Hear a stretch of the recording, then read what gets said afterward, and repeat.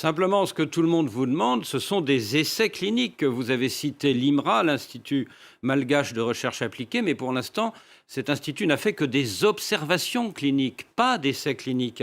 Alors, quand est-ce que vous allez les faire et qui va les faire? Alors, il ne faut pas confondre essais cliniques et observations cliniques. Nous, actuellement, quand on parle de Timbav CVO, on a le statut de remède traditionnel amélioré. Quand on parle d'un remède traditionnel amélioré, le système de validation est différent de celui d'un médicament. On ne mène pas des essais cliniques, mais plutôt une observation clinique selon les indications du guide élaboré par l'OMS. Et c'est ce que nous avons fait. Nous avons mené justement une observation clinique. Ainsi, un protocole d'étude à observer et nous avons regardé, nous avons fait une observation clinique sur l'effet et l'état de santé des malades atteints du coronavirus. Donc aujourd'hui, nous avons respecté les normes éthiques reconnues universellement en matière d'études et de recherche clinique. Mais jeudi dernier, vous avez annoncé que des essais cliniques allaient être bientôt conduits. Ils n'auront pas lieu finalement?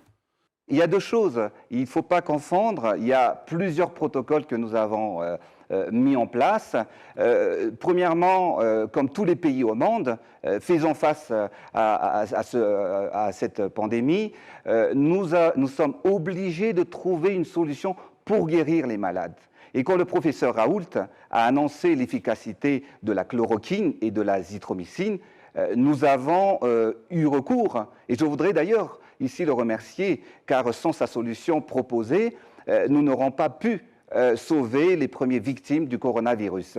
Après, nous savons tous que l'administration de doses élevées de la chloroquine présente des effets secondaires et indésirables. Ce traitement a présenté des risques de toxicité et exige une plus grande surveillance clinique.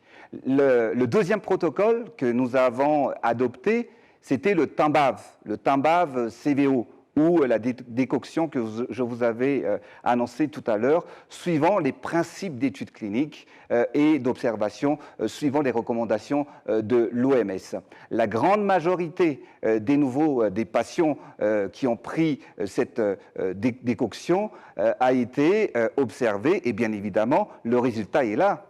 Il n'y a pas de mort actuellement à Madagascar. Il n'y a pas de mort. Nous avons fait que de guérir en fait nos patients. Mais vous avez parlé tout à l'heure d'essais cliniques. Bien évidemment, nous avons un troisième protocole et un essai clinique sur un médicament sous forme d'injection différent du remède que nous sommes en train de proposer actuellement. Cela fait partie dans le cadre d'une coopération scientifique régionale et en collaboration avec des médecins et des scientifiques aux États-Unis et bien évidemment dans l'océan Indien.